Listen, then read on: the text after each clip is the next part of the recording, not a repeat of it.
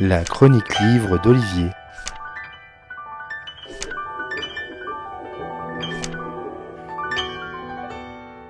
New York, la grosse pomme, celle dont on dit qu'elle est différente des États-Unis.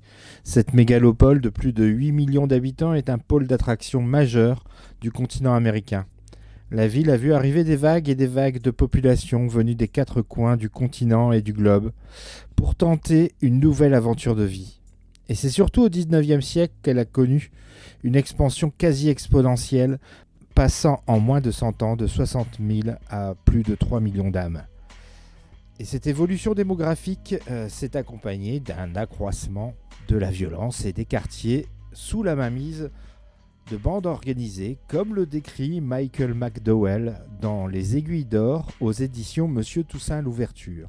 Donc, 1882 à New York, l'année s'engage avec un plan de bataille du juge Stallworth pour nettoyer le Triangle Noir, l'un des coins les plus gangrénés de la grosse pomme.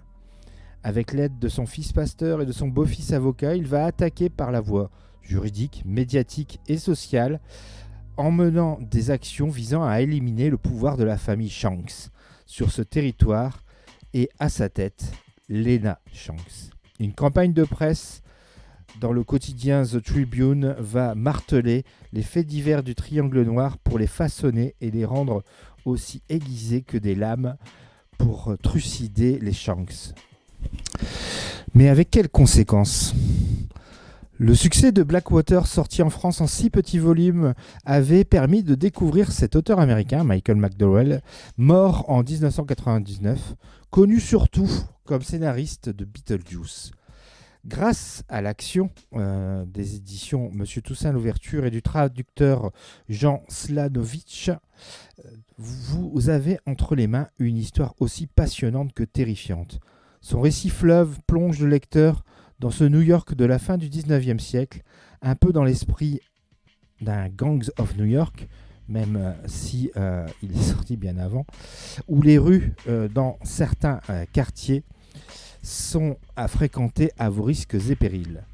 Michael McDowell nous capte dès les premières pages avec le souci anti-manichéen de ne pas désigner les gentils et les méchants.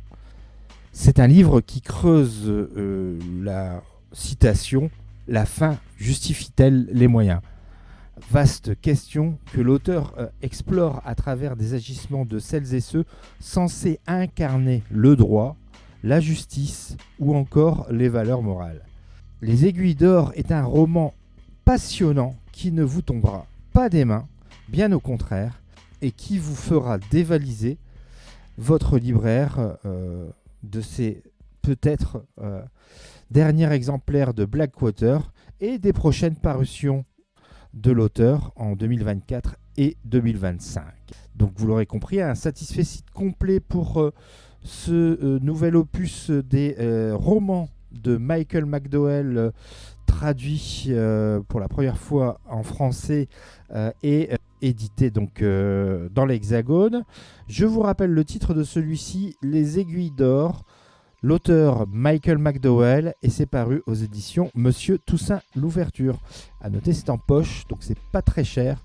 Donc merci à eux et bonne lecture à vous. C'était vraiment très intéressant.